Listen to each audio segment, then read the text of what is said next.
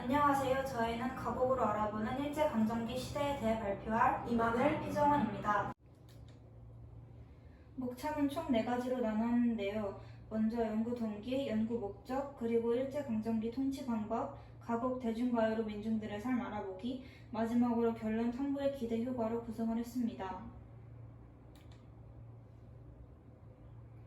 저희는 한국사와 음악을 융합한 주제를 탐구하기로 결정했습니다.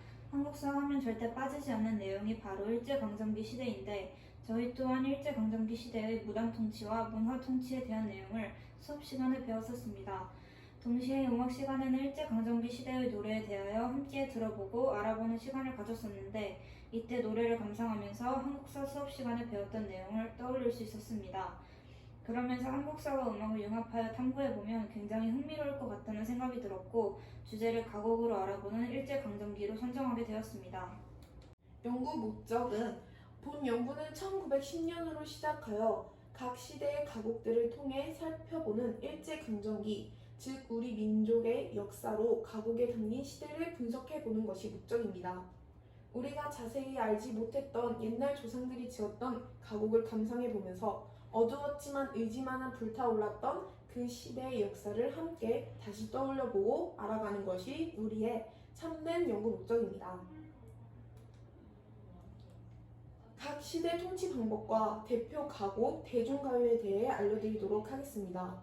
1910년 시기는 무단 통치 시기이고 가곡과 대중가요는 다른 시대에 비하여 크게 선행하지 않았습니다. 1920년 시기는 문화 통치 시기입니다. 1920년대 대표 가곡에는 동무생각과 대중가요에는 사회참미가 있습니다. 1930년 시기는 일제의 민족말살 정책과 식민지 수탈 정책 강화 시기입니다. 1930년 대표 가곡에는 가곡파가 있고 대중가요에는 목포의 눈물이 있습니다. 1910년 8월 29일은 일본에게 국권을 피탈당하여 나라가 넘어간 해입니다. 1910년 통치는 무단 통치 시기입니다. 일본은 우리나라를 강점한 1910년대를 시작으로 3.1운동까지 헌병, 경찰을 이용하여 강압적이고 비인도적인 무단 통치를 시행하였습니다. 헌병들이 경찰의 임무도 맡았고 모든 정치, 언론, 집회의 자유를 박탈하였으며 교원들도 제복을 입고 칼을 차고 다녔으며 곳곳에는 일본군을 주둔시켰습니다. 1910년 3.1운동이라는 전국적인 항거로 나타났습니다. 이 시기를 무단통치 시기라고 합니다. 1910년 무단통치 시기에는 대표 가곡과 대중가요가 없는 이유는 일제에게 자유를 박탈당함으로써 우리 문화를 표현할 자유가 없었기 때문입니다.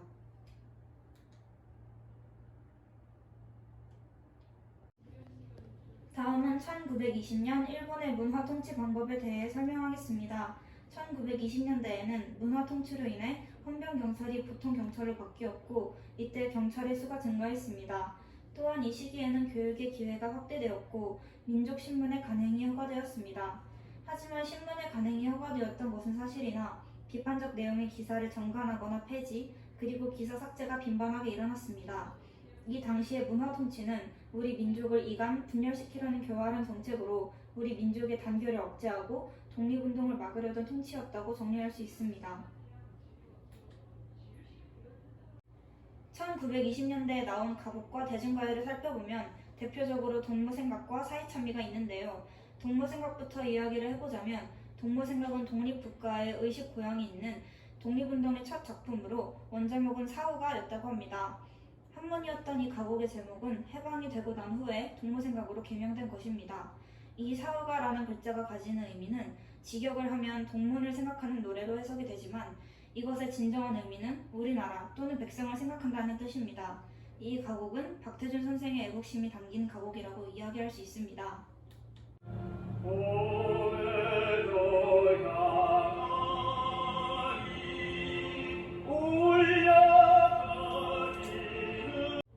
다음으로 사회참미에 대해 설명해 보겠습니다.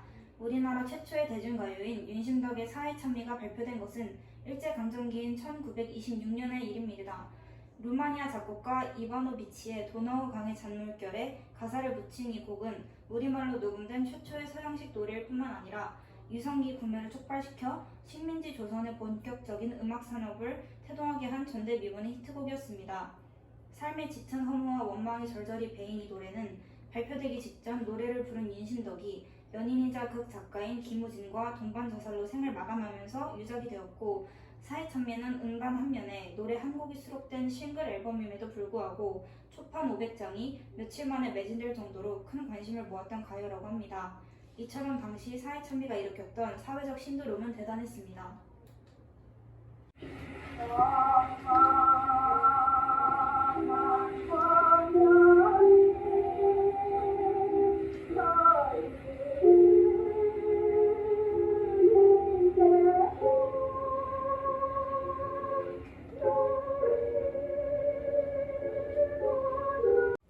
(1930년) 시기는 일제의 민족 말살 정책과 식민지 스탈 정책의 강화 시기입니다.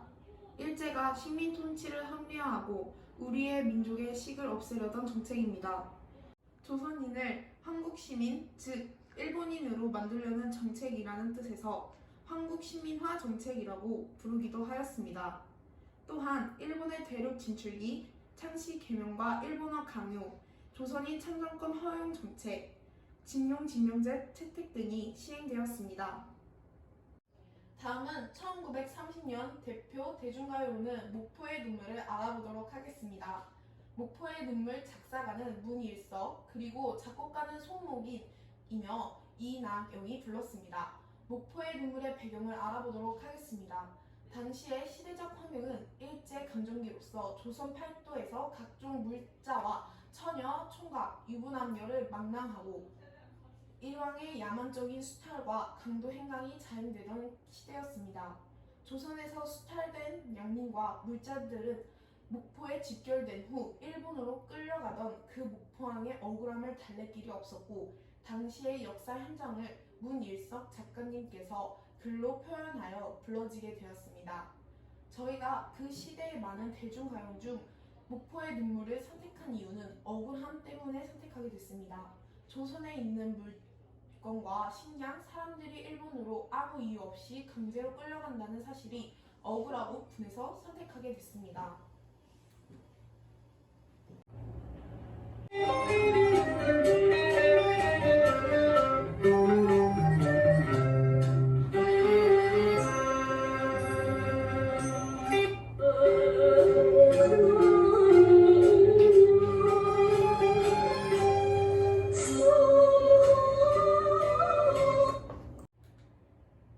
그 다음으로 설명할 1930년 대표 가곡으로는 가고파를 설명해 드리도록 하겠습니다.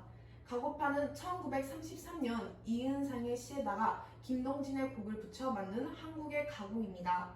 이은상님의 시를 보고 감동을 받아 작곡을 하게 된 가고파입니다. 가고파의 배경은 어린 시절의 회역이 아닌 일제하에 잃어버린 조국을 외쳐 부른 애국 가곡입니다. 이번에 저희가 많은 가곡들 중에 가고파를 선정한 이유는 잃어버린 조국을 외쳐 부른 애국 가곡이면서 자신의 조국을 잃었다는 그 슬픔, 그리고 자신의 조국에 대한 자부심과 애국심이 느껴졌기 때문에 선정하게 됐습니다.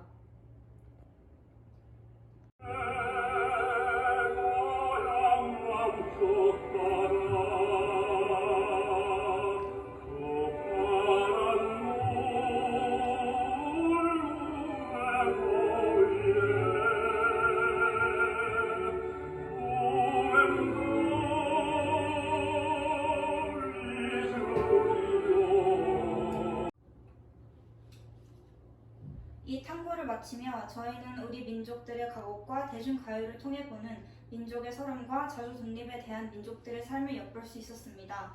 가곡과 대중가요 속에는 민족들의 삶과 그 시대에 대한 불만, 서름 등이 노래 속 가사 안에 담겨 있습니다.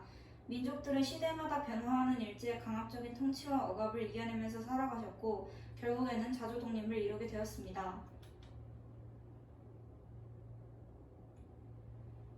탐구의 기대 효과로는 책으로만 읽고 공부하는 지루한 역사가 아닌 일제강점기 시대에 우리 조상들이 쓴 가곡과 대중가요로 일제강점기 시대를 한층 더 쉽고 흥미롭게 이해하며 민족들의 삶의 공감성을 느끼고 효과적인 학습을 이끌어낼 수 있을 것이라고 생각됩니다. 지금까지 이만을 피저원이었습니다. 감사합니다.